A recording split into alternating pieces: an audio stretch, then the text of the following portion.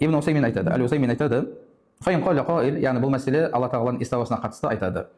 إذا كان استواء الله على عرشه بمعنى العلو عليه لازم من ذلك أن يكون أكبر من العرش أو أصغر أو مساويا هذا اللزوم صحيح деді. Яғни Алла тағаланың истауасы көтерілу, яғни истауа мәселесінде егер де көтерілді деп алатын болсақ, бұдан шығатын нәрсе Алла тағала аршыдан үлкен бе, кішкентай ма, немесе сондай деңгейдегі көлемде ме деген нәрсе адамда сұрақ туындайды. Және бұл сұрақтың туындауы дұрыс нәрсе дейді. Негізі бұл нәрсені сәләфи бабаларға қоятын болсан, сен деген философиядағы кіріп жатсың деген секілді нәрсе айтады. Бұны Ибн Усаймин айтып жатыр, жоқ, бұл нормаль нәрсе, яғни бұл сұрақ туындайтын сұрақ деп жатыр да, кез келген ақыл бар адамда туындайтын сұрақ деді. Бірақ айтады, күллу шайин аля шай фа имма, яғни бір нәрсенің үстіне деген кезде ол сондай сұрақ туындайды дейді. Фа имма ан якуна хаза лази фауқа акбар мимма тахтаху ау асғар ау мусавиян хаза лузуму ақлиюн сахха деді. Яғни бұл нәрсе ақыл тұрғысынан қарайтын болсақ, жаңағы бір нәрсенің үстіне көтерілген кезде, немесе бір нәрсенің үстіне шыққан кезде, одан кішкентай болу, немесе үлкен болу, тепе-тең болу деген нәрсе дұрыс нәрсе деп жатыр, ақыл тұрғысынан дұрыс деді.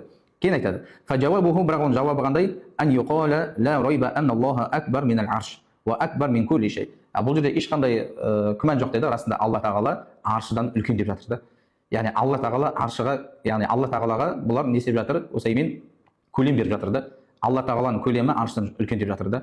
Және де Алла тағала бүкіл нәрседен үлкен деп, кәдімгі үлкен деген кезде ұлықтық деңгей жағынан емес, кәдімгі тікелей жағынан Алла тағала аршыдан көлемі үлкен деп жатыр да. Яғни аршы Алла тағаладан көлемі кішкентай деп жатыр да. Яғни Алла тағалаға кәдімгі дененің сипаттарын беріп жатыр да. Бұны Шархул Хамауияда Усаймин келтіреді.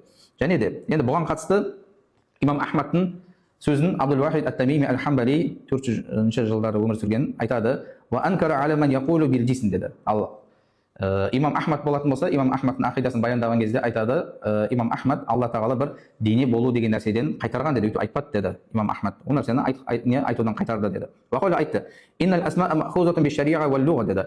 Ва ахлу лугати вадау хазал исма аля кулли зитулин ва ардин ва самкин ва таркибин ва суратин ва та'лифин деді. Ал неге? Өйткені дене деген нәрсе шариғатта қолданады, немесе тілдік мағынасында. Тілдік мағынасында болатын болса, дене деген нәрсе ол не нәрседен тұрады? Ұзындығы бар, ені бар, қалың болу, немесе құрылу секілді бір бейне болу, немесе бір нәрседен құрылу деген секілді мағынаны береді деді. Дененің мағынасы тілдік мағынасы.